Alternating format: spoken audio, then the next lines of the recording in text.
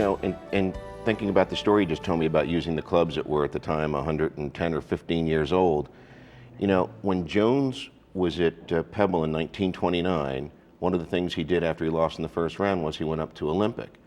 And with the hickory shaft, he was the first guy to ever hit 16 in 2, which is an amazing thing to think of. You know that? No. Can you believe that? No, I can't. I've seen it. I've seen it many times in print. Hit it in 2, Incredible. Hit it in 2. That is 2 long blows. The same. How did he get it on the green? You have to carry it on the green. I know it. I don't know how he did it, but he A did driver it. and a spoon. Yeah. Unbelievable stuff. He was a long hitter, wasn't he? Yeah. You Did know, you ever play with him? Oh God, no. I mean, I know would he like was. to. I know he was ill. I mean, but No. even back in the early '60s, he was. Oh no, it I was never got to before your meet time. him. I never did Never either. got to meet him. actually, he played his last round of golf in 1948. Yeah. And now he died just a couple of years before both of your first Masters. I think he died in 71. Right. And Just before Christmas. ill. He was ill throughout what? Oh, did, he long get, time. did he get ill in the late '50s? That was a long time. By then he was in a I mean, wheelchair he had- full time. He had complained That's right. he had complained of cricks in his necks in his playing days in the 20s, and it just the disease was as rare as he was, and they took two or three times to try to diagnose it, but that's very rare. And it was a disease where it destroyed everything from his neck down and never touched his brain, which stayed Yes. intact right till the very end. Yes. We're going to take a call. We've got Rex from Florida. Hello, Rex.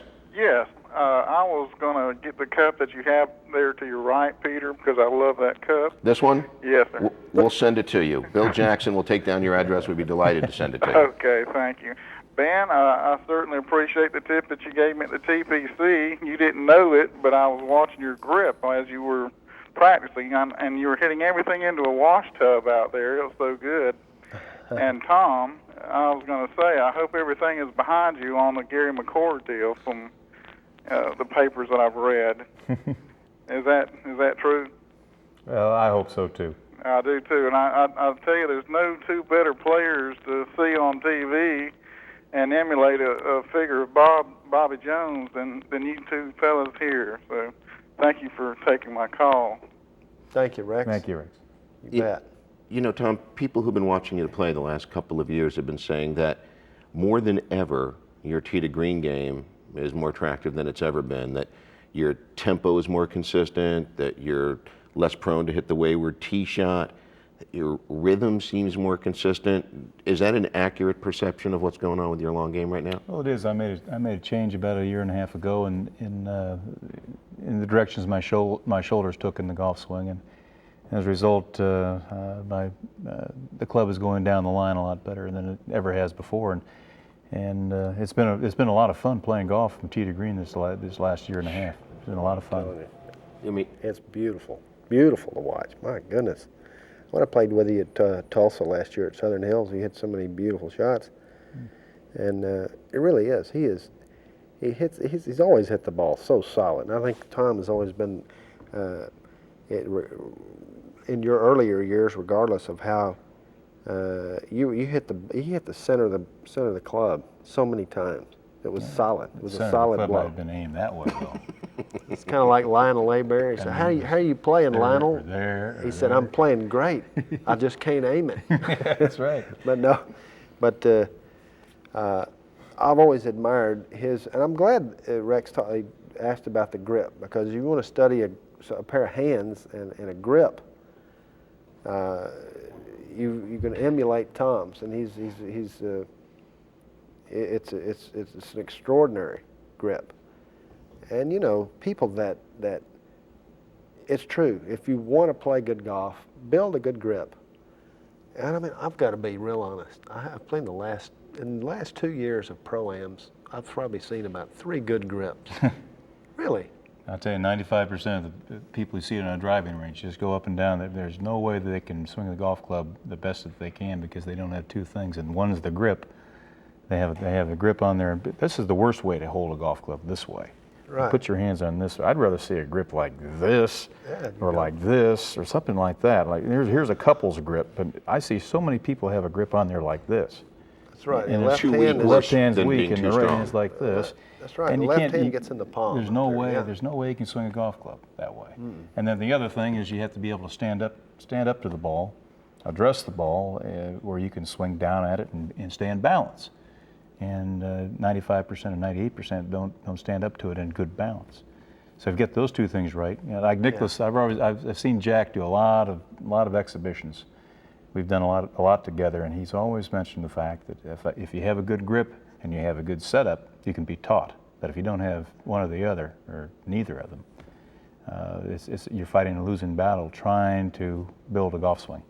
Remember, right. to follow that up, Jack at one point said that if he had to compare setup and swing in importance, he'd give setup 80% and swing 20.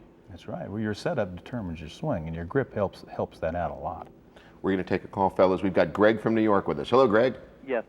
I got a question for both of you. Tom, we know that Ben's idol is Bobby Jones. Who was your idol growing up? And Bobby, Ben, why did Bobby retire at such a young age and at his prime, more or less? Tom, you first. Well, my idol when I was growing up was Arnold Palmer. I loved Arnold, and in fact, one of the reasons I'm here tonight is because of Arnold Palmer and the Golf Channel. He's done a great thing for the game of golf, as has Jack Nicklaus. That's in my era. We've been talking a lot about Bobby Jones and the people in the past eras. You know, one of my favorite times in golf is to go to the Masters on Tuesday night, and we show up on Tuesday night. It's called the Past Champions Dinner, and it's always given by the present champion. This year it's Jose. Right. It's Jose this year. You know, Yes, it's it is. hard to keep all those guys. I know it. But Jose Maria Olazabal is giving it this year, but the wonderful thing about it is that we get to see the generations of golf. We get to see Gene Sarazen, we get to see Byron Nelson, we get to see Sam Snead, and then Jack Nicklaus, Arnold Palmer, Henry Pickard, Herman Kaiser.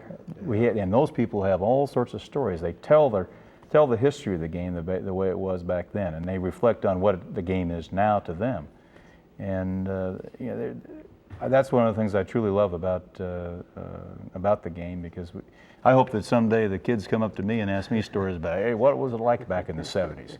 And I'll relate to them. It's getting I was going to be there too soon, I believe. Boy, this last year has gone faster than ever before, hasn't it? Yeah. We're going to take a quick break. We'll be back with Tom Watson and Ben Crenshaw. If you'd like to chat with us, 1-800-842-9987.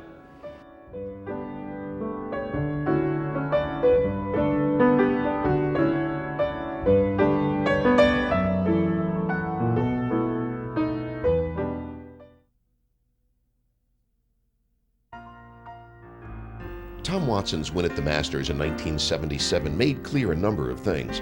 It set aside all doubts about his ability to close out a win. Because it was Jack Nicklaus he beat, he proved he could beat the best. It began the Tom Watson reign, which lasted through 1984 and included 7 of his 8 majors. And it signaled his dominance over his toughest opponents, his swing and his psyche. You know, I've had a theory since that tournament about your career I want to ask you about.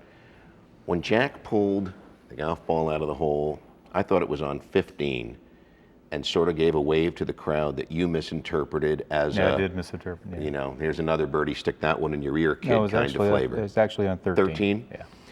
That your focus changed from thinking about your swing, thinking about your game, to beating Jack, and the psychology sort of changed as a result. Your focus changed, you went after Jack, stopped thinking about the swing so much, and I always thought that was maybe the spur, the impetus that led you to have an incredible streak, which really started then, and also was responsible, I thought, for your success against Jack, which you picked up 2 months later at Turnberry. Any your thoughts on that? Well, I don't really subscribe to it. It was just a misinterpretation at that particular time. Probably just as something in competition. Sometimes you're looking for things to get you going, getting you fired up. I tell you that the funniest thing, people asked me during that last round what was the most critical shot I played, and it was a shot to the 16th hole. Didn't really have any outcome I didn't make a birdie in the 16th, but I hit a 3/4 5-iron to the back left pin position. And my forte was hit the ball hard, and a lot of times I didn't know where it was going. But I decided to hit a 3/4 shot under the heat. And most of the time, when you're under the heat, you want to hit a full shot. And when that shot came off just the way I wanted to, all of a sudden the pressure inside me just flushed out. It just was gone. And it was unusual. It was like I was in a vacuum playing the last couple of holes. What clubs were you in between there? 5 and 6. 5 and 6. 5 and 6 iron. And so when the pressure just kind of left. And I was up until that time, I'd buried the 15th hole to stay even with Jack, and in the 16th I played a 3/4 5-iron, didn't make the putt. I had about a 12-15 footer right behind the hole. And 17 I birdied, and 18 I played without any problem. But up until that time, it was just you're dancing inside.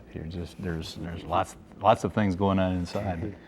It's amazing what that was the shot I was looking for, and as a result, I learned a lot from that. Many times there is a shot a critical shot in the round that can relieve that pressure. But the older I got, I learned one thing: you never go looking for that shot. You never look for it, because if it doesn't come, you're waiting for Godot. Now, in not subscribing to the theory, what I meant was, did it just change your focus for the moment? Of course, it turned out to be a misunderstanding about what he did, but did the change of focus help you by becoming angry? No. Not at all? No. Okay, we're going to take a call here. Who we got? We've got John from Alabama. Good evening. Hello, John. Good evening. I've been in Tom. Appreciate the opportunity to talk to both of you. I've been to Augusta to the practice rounds on several occasions, and I'll never forget my first impression going up Magnolia Lane and walking around and seeing everything. Really impressed from an amateur standpoint. Speak to us about a professional for the first time coming to Augusta and seeing all the history and beautiful golf course. What was it like for you two? My first year was 1972, and I played 2 years as an amateur, and stayed in the Crow's Nest. I stayed in the Crow's Nest there at the top too, of the clubhouse. as an amateur. Yeah. Tell people what that is, Ben. Well, there's in the top of the main part of the clubhouse, it's up above the pitched part of the roof.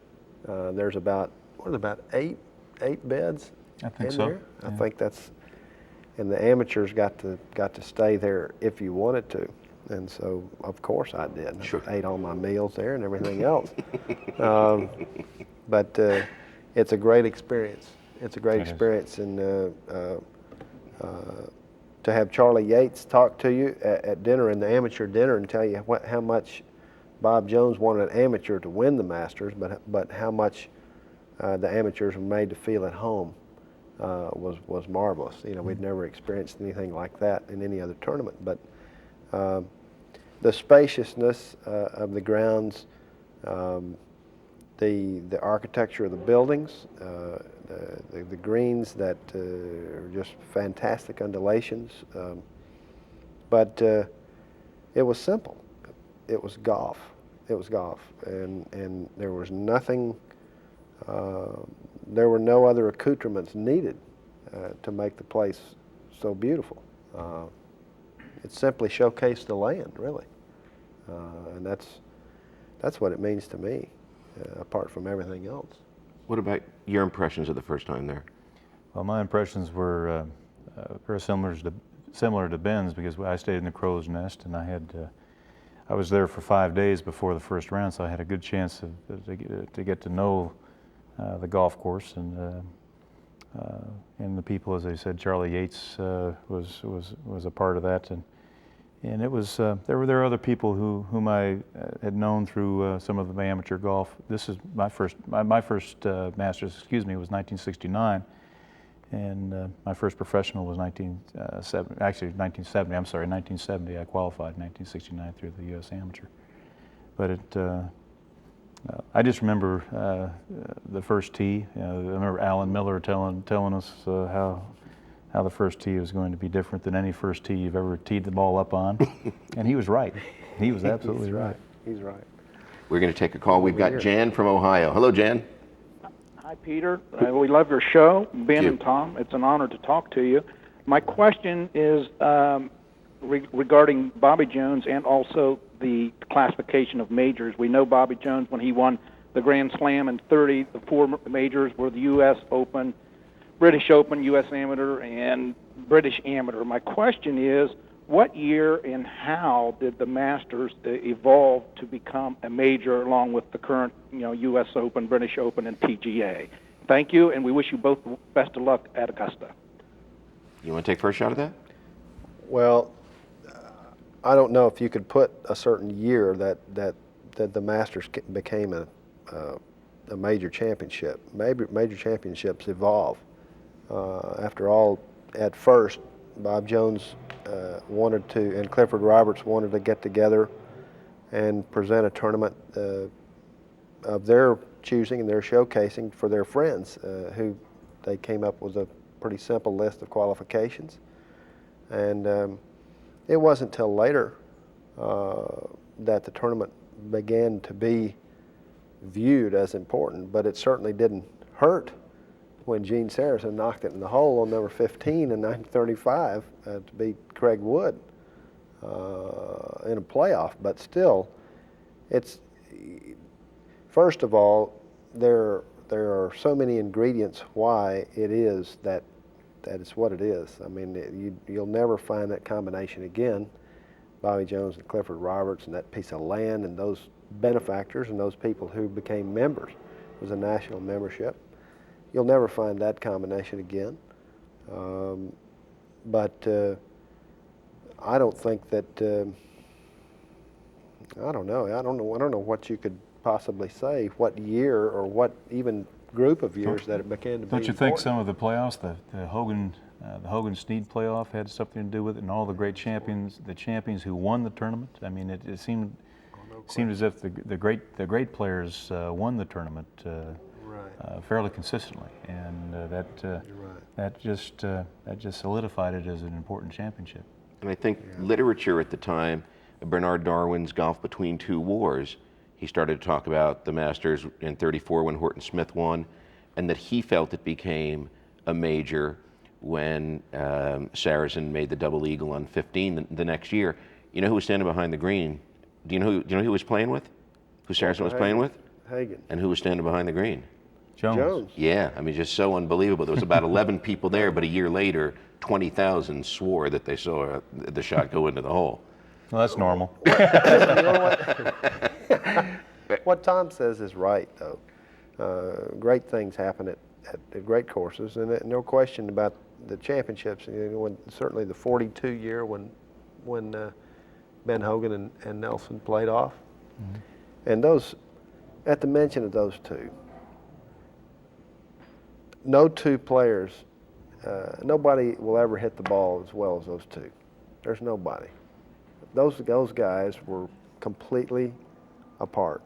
To my mind, they're part of the golfing goddom. I think I misspoke when I said Hogan and Snead playoff. There was the Hogan-Nelson playoff. In 42, 42, right. and Byron tells me a story about that playoff. He said that he was sick. He was ill, sick to his stomach, and Hogan knew he was sick to his stomach and said, went through the Masters Committee and said, we'll delay the tee-off time, which I believe was either 10 or 11 o'clock in the morning, until later, so that Byron could at least try to get it feeling better.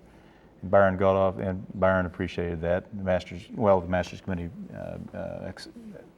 acceded to that, and then they teed off a little bit later. And Byron got off to a bad start, but then came back and ended up beating Ben in the playoff by what? Couple shots? Two or three shots. And an unbelievable run. Actually, I think it ended up being one shot at the end, but he had the thing in hand coming to the last hole, and I think he made a conventional kind of a bogey to make sure he held on to win by one shot. But that was the one where he started with a double, and then he had the and then he had an incredible stretch. He was under par, and Byron was over par, and 3 or 4 shots behind. And Byron made a tremendous stretch of 6 under par. Or from 5 through 13, 6 under. Yeah. Let's chase as soon as we come back. We're going to take a short break. We'll be right back with Tom Watson and Ben Crenshaw, and your questions about Bobby Jones and golf on Golf Talk Live.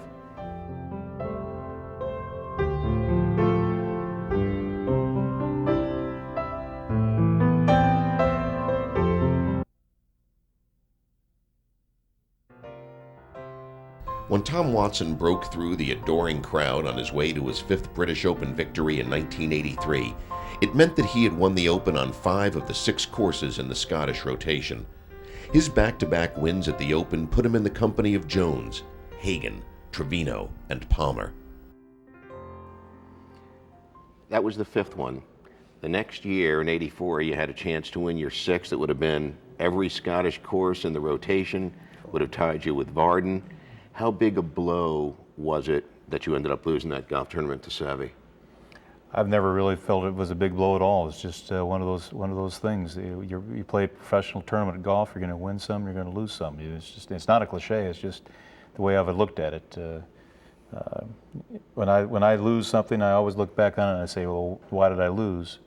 When I win, I say, why did I win? And in '83, I went back there and I played some pretty smart golf and I played the critical holes at Birkdale Well, and in '84 I played with Bernard Langer, I think the 3rd round. He and I were a basket case on the greens. We hit the ball very close to the hole, and we never made a putt, hardly ever made a putt. And we look back on it, and there are a lot of missed opportunities from very close in that we both missed. And Seve did what he had to do to win. He made the putt at he made the par at 17, and he birdied 18. It seems like all the elements are in place as we go to the British Open this July for you to pull that off. I mean, your game's in the best shape it's been in years. And again, you can't predict. Of course not. You can't predict it. What would it mean to you, though? What would it mean? Oh, yeah. Meaning winning at St. Andrews, it's the birthplace of golf. Every time I stand up in the first tee at St. Andrews, I do get an eerie feeling. It's like Michael Murphy's Golf in the Kingdom, sure. Seamus McDuff, Chivas Irons, Burning Bush. You're sitting on the first tee, and you're thinking Tom Morris is here, and Willie McFarland was here, and you go back and you'll go way back. You go way back and said, I'm playing the same hole, exactly the same hole as they've always played here. Right.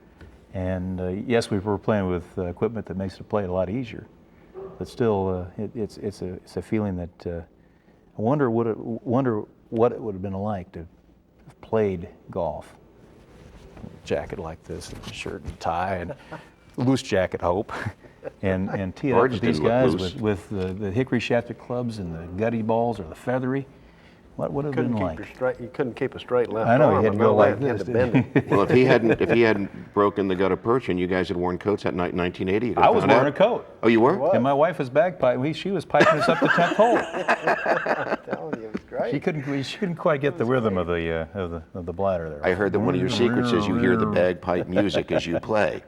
That's the new slower rhythm. We're going to take a call. We've got Tim from Kentucky. Hello, Tim. Yes, hello, Tom. Hi, Ben. Hi, Tim.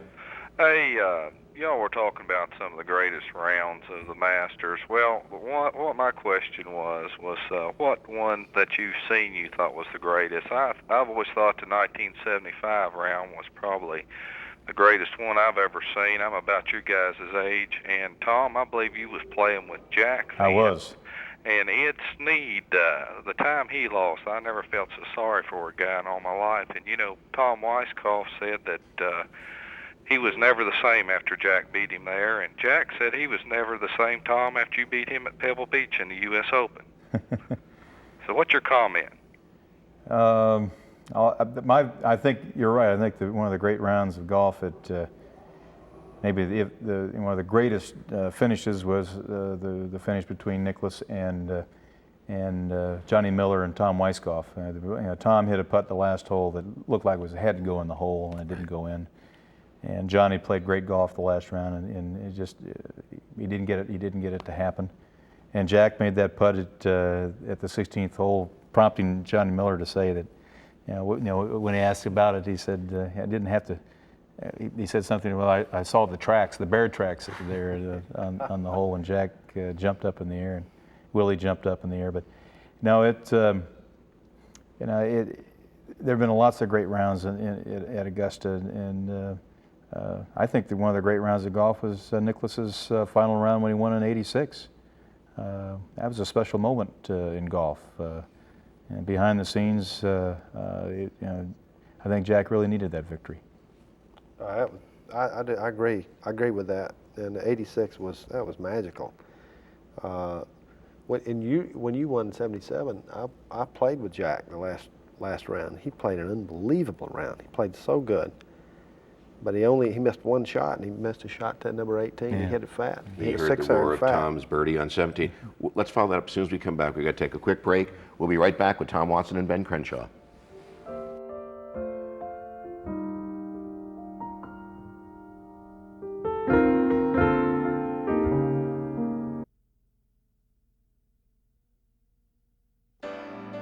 Be sure to join us tomorrow night when our guests will be Hal Sutton and Sandy Lyle.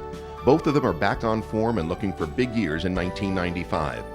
If you have questions or comments that you'd like to share with us, please write to us at the Golf Channel, 7580 Commerce Center Drive, Orlando, Florida 32819.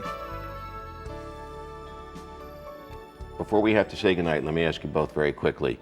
The top 40 players in the world, according to the Sony rankings, are going to be at Bay Hill this week at the Nestle Invitational. What is the golf? We better play well. We better get up in there. We better get up in there. What does the tournament and Arnold's association with it mean to you briefly? Tom? Well, as I mentioned before, Arnold, when I was growing up, he was my hero, and I've had a lot of heroes. Byron Nelson is a hero, and Bobby Jones is a hero, and my dad's a hero, and all these people meant a lot to me in the way I've developed my game of golf. But Arnold was right there. He was he did a tremendous amount. Arnold and golf,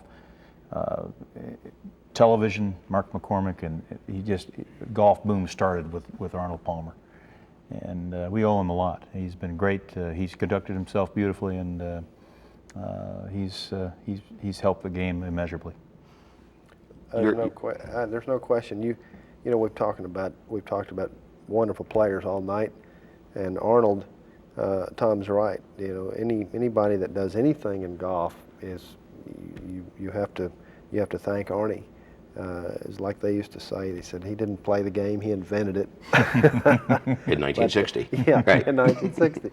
But oh, it's marvelous to be here this week, and I've been lucky enough to win the tournament, and but Arnold is there's only one Arnold. That's right. He's incredible. If he doesn't win, and you two guys don't meet each other in a playoff and see who wins, whose chances do you like this week? Everybody's here. I was happy to see Mark O'Meara win last Unreal. week. Yeah. I think Nick Faldo's playing well. Looks like Nick's playing great. awfully well right now. He's a first and a second in the last 2 weeks. And he just moved to Orlando and is going to play the tour full time. I guess he's taking it pretty seriously. He's a beautiful player, and I must say, before we leave, shots. I've always been an admirer of Tom so much. I love the way he plays. I love the way he gets on with the game. He's no nonsense. He's truthful. His golf swing is just exactly the way he is. He gets up and hits it quick. There's no nonsense, and I love it. It's great. Mutual admiration.